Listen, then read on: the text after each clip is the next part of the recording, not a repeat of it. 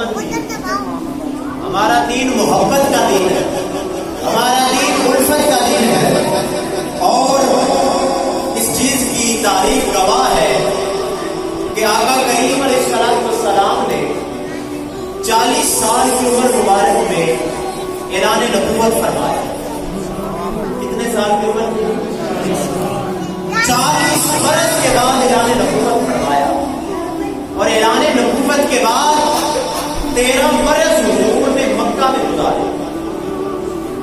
13 برس حضور نے مکہ کے اندر گزارے، طرح طرح کے مظاہر ہوتے رہے، طرح طرح کی تکلیفیں پہنچتی رہی، طرح طرح کے لوگ اعتراضات کرتے رہے، لیکن اس کے باوجود آقا کریم علیہ السلام نے نہ خود اپنے دفاع کے لیے تلوار اٹھائی، نہ اپنے ماننے والوں کو اجازت دی کہ تم تلوار اٹھا کر اپنا دفاع کرو۔ 13 سال حضور نے کسی کو اجازت دی، یہاں تک کہ جب طائف کی طرف آقا کریم علیہ السلام سفر کر کے گئے، لوگوں کو رب کی طرف بلایا اور فرمایا کہ لوگوں آؤ، میں تمہیں اس رب کی طرف بلاتا ہوں جو رب واحد ہے، اکیلا ہے، جس نے تمہیں پیدا کیا۔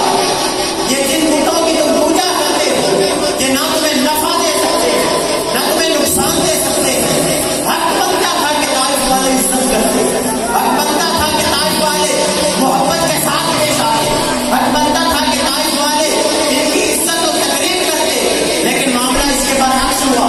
طائف والے لوگوں نے آقا کریم علیہ السلام کو پتھر مارے، اپنے بدماش اور واش لڑکے ان کے پیچھے لگا دیے۔ آقا کریم علیہ السلام کا جسم لہو لہان کیا گیا۔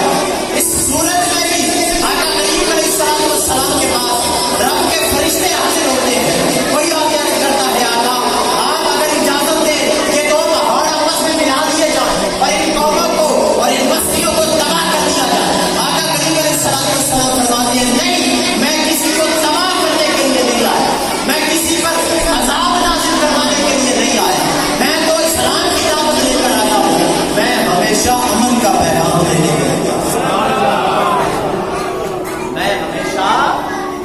امن کا پیغام لے کر آیا ہوں۔ میں کبھی بھی تمہیں اجازت نہیں دیتا کہ ان کے اوپر تم بارش کا عذاب لے آؤ، ان کے اوپر تم پتھروں کا عذاب لے آؤ، یا ان کے اوپر تم زمین کو اٹھاؤ اور آسمان کے قریب جا کے پلٹ دو۔ فرمایا یہ مجھے پہچانتے نہیں، میں پھر بھی دعا کرتا ہوں اللہ پاک انہیں ہدایت نصیب فرمائے۔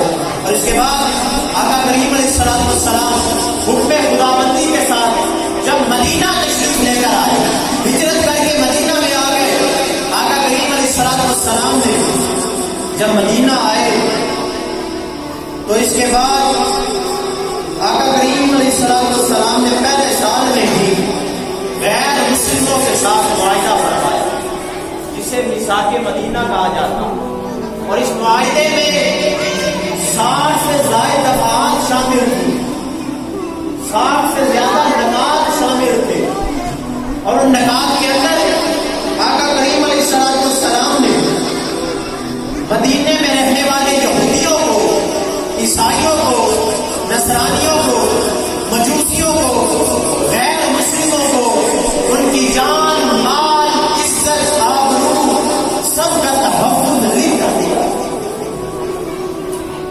معاہدے میں یہ چیز شامل فرمائی، انہیں مذہبی آزادی عطا فرمائی، اور 6 برس تک آقا کریم علیہ السلام کے یہ معاہدہ برقرار رہا۔ 7ویں برس میں آ کر مشرکین مدینہ اور کفار مدینہ نے یہ معاہدہ توڑا تھا۔ 7ویں برس تک آقا کریم علیہ السلام نے کسی ایک نقطہ کو بھی توڑا نہیں تھا، اس کی حدوں کو پامال نہیں کیا تھا، ہمیشہ امن کا درس دیا تھا۔ اور اس کے بعد اگر آقا کریم علیہ السلام کی مدنی زندگی کا مطالعہ کیا جائے تو 10 برس کا آقا کریم علیہ السلام نے مدینہ میں گزارے ہیں۔ کوئی ایک جنگ ایسی نہیں ہے جو آقا کریم علیہ السلام نے کسی دوسرے ملک کے بارڈر پہ جا کر لڑی، کوئی ایک جنگ ایسی نہیں۔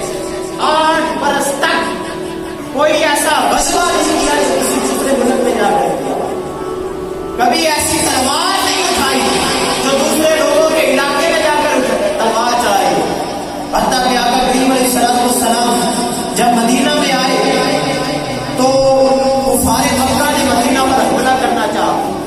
پہلے سال اور آقا کریم علیہ السلام نے اپنا قافلہ لیا اور مدینہ کے بارڈر کے اندر رہ کر غزوہ بدر کے مقام پر جا کر غزوہ بدر میں اپنا دفاع کفار مکہ مدینہ کے اندر آ کر مسلمانوں سے جنگ کر رہے ہیں اور آقا کریم علیہ السلام پھر بھی لوگوں کو یہ اجازت نہیں دے رہے کہ جاؤ تم مکہ کے اندر جا کے ان پر حملہ کرو یا کسی دوسرے ملک میں جا کر کفار پر حملہ کرو. جہاں پہ مدینہ کی سرحد پر غزوہ بدر کیا, بدر کے مقام پر جو مدینہ کی حدود کے اندر آ. پھر دوسرے سال آقا کریم علیہ السلام پر دوبارہ کفار مکہ نے حملہ کیا اور احد کے مقام پر جا کر آقا کریم علیہ السلام نے مدینہ کے بارڈر پر اپنا دفاع کیا اور اپنے چاہنے والوں کو تلوار تھمائی. پھر بھی مدینہ کے بارڈر سے باہر نہیں گئے. پھر اس کے بعد تیسری بار جب کفار مکہ نے مدینہ پر حملہ کیا تو آقا کریم علیہ السلام مدینہ سے 250-300 میل کی مسافت طے کر کے مدینہ سے باہر نکل کر خندق کھدوا کر اپنا دفاع کر رہے ہیں. اس کے باوجود جب 3 بار کفار مکہ نے حملہ کیا, آقا کریم علیہ السلام نے اپنے لشکر کو یہ اجازت نہیں دی کہ تم جاؤ اور ان کے شہر میں جا کر ان کے خلاف جنگ کرو. جب اسلام کا دستور ایسا ہے, اسلام کا رویہ ایسا ہے, تو پھر مغربی ممالک ان کے شعراء, ان کے مصنفین غلط فہمی کی بنیاد پر پیغمبر اسلام اور اسلام کی تاریخ کو برباد اور بے بنیاد الزامات لگا کر بدنام کرنا چاہتے ہیں. حالانکہ اسلام کی جو پیچھے گزری ہوئی زندگی ہے, پیغمبر اسلام کی تعریفات اور تصنیفات اور ان کے معاہدے اس بات کے گواہ ہیں کہ آقا کریم علیہ السلام نے ہمیشہ امن کی دعوت دی ہے. اس کے بعد آقا کریم علیہ السلام نے جب 1500 صحابہ کو ساتھ لے کر عمرہ کرنے کے لیے جا رہے تھے مکہ, حدیبیہ کے مقام پر کفار مکہ نے آپ کے لشکر کو روک دیا, آگے جانے کی اجازت نہ دی. مذاکرات ہوئے, حالانکہ احرام باندھے ہوئے ہیں, قربانیاں ساتھ ہیں, 1500 صحابہ ساتھ ہیں, اگر چاہتے تو جنگ کر سکتے تھے, 1500 صحابہ کی طاقت تھی. لیکن آقا کریم علیہ السلام نے مذاکرات کیے. مذاکرات کرنے کے بعد یہ نتیجہ نکلا, آقا کریم علیہ السلام نے فرمایا صحابہ تم احرام کھول دو, ہم عمرہ نہیں کریں گے. صحابہ پریشان تھے, آقا ہم عمرے کی غرض سے آئے, کیسے احرام کھول دے؟ فرمایا احرام کھول دو, ہم عمرے نہیں کریں گے. اپنی قربانیاں بیچ دی اور معاہدہ یہ ہوا کہ اگر مدینے کا کوئی شخص مکہ میں چلا جائے گا تو کفار مکہ واپس نہیں کریں گے, اور اگر مکہ کا کوئی شخص مدینے آ جائے گا تو مدینے والے اسے واپس کریں گے. معاہدہ طے آ گیا جو یک طرفہ معاہدہ تھا. اس کے باوجود آقا کریم علیہ السلام نے تلوار اٹھانے کی اجازت نہ دی. معاہدہ طے پایا, حضرت علی نے معاہدہ لکھا, آخر پر دستخط ہونے تھے, حضرت علی نے محمد رسول اللہ لکھ دیا. کفار مکہ نے اعتراض کیا, ہم تو آپ کو رسول مانتے ہی نہیں, اگر آپ کو رسول مان لیں تو اختلاف ختم ہو جائے, ہم تو رسول نہیں مانتے, لہذا محمد رسول اللہ مٹا کر محمد بن عبداللہ لکھ دیا تھا. آقا کریم علیہ السلام نے فرمایا علی محمد رسول اللہ مٹا دو. عرض کی آقا میرے ہاتھ کے اندر اتنی طاقت نہیں کہ میں آپ کا نام مٹا سکوں. آقا کریم علیہ السلام نے خود کاغذ اور قلم پکڑا اور خود اپنے ہاتھ سے محمد رسول اللہ مٹا کر محمد بن عبداللہ. اور معاہدے کی ابتدا میں بسم اللہ الرحمن الرحیم لکھا گیا. کفار مکہ نے اعتراض کیا, ہمارے ہاں یہ آیت نہیں مانی جائے گی, یہ آپ کی آیت ہے, ہمارے ہاں بسمی کا اللہم مروج ہے, آپ وہ لکھیں. آقا کریم علیہ السلام نے یہ بھی کٹوا کر بسمی کا اللہم لکھ دیا. فرمایا کہ میرے نزدیک امن کی بقا ضروری ہے, امن کی تکمیل ضروری ہے, ہمیشہ ہم نے امن کی دعوت دی ہے. آقا کریم علیہ السلام حدیبیہ کے مقام سے واپس آئے, طرح طرح کے صحابہ سوال کر رہے ہیں, لیکن آقا کریم علیہ السلام فرماتے ہیں یہ ہمارا معاہدہ آپ کو 1 سال کے بعد پتہ چل جائے. اس کے ثمرات اور اس کے اثرات 1 سال بعد میں آپ کے سامنے واضح ہو جائیں گے. 1 سال معاہدہ برقرار رہا. 1 سال کے بعد پھر بھی آقا نے یہ معاہدہ نہیں توڑا. کفار مکہ نے اعلان کر دیا کہ ہم وہ معاہدہ توڑتے. آقا کریم علیہ السلام اپنے لشکر کے ساتھ مکہ میں داخل ہوئے. جنگ نہیں ہوئی. مکہ والوں نے اپنی بزدلی تسلیم کر لی. ہاتھ بلند کر دیے. یہ اس بات کی علامت تھی کہ ہمارے پاس طاقت نہیں ہے کہ ہم آپ کے ساتھ جنگ کر سکیں. آقا کریم علیہ السلام نے کعبۃ اللہ کے سامنے منبر لگایا گیا. اس منبر پر تشریف فرما ہوئے اور خطبہ ارشاد فرمایا. اس وقت وہ لوگ آقا کریم علیہ السلام کے سامنے کھڑے تھے جنہوں نے آقا کی مکی زندگی میں حضور کی مخالفت کی. اس کے بعد مدنی زندگی میں حضور کی مخالفت کی. لیکن اب وہ کام رہے تھے, چلا رہے تھے کہ اب ہمارا انجام صرف اور صرف موت ہے. ہم نے حضور کی ہر لمحہ ہر قدم مخالفت کی ہے. اب ہمیں ہماری گردنیں اڑا دی جائیں گی. آقا کریم علیہ السلام نے فرمایا آج میں عام معافی کا اعلان کرتا ہوں, سب کے لیے عام معافی کا اعلان کرتا ہوں. فرمایا جو سب سے بڑا دشمن میرا اسلام لانے سے پہلے ابو سفیان تھا, جو ابو سفیان کے گھر میں داخل ہو جائے گا اس کو بھی معافی عطا کر دے.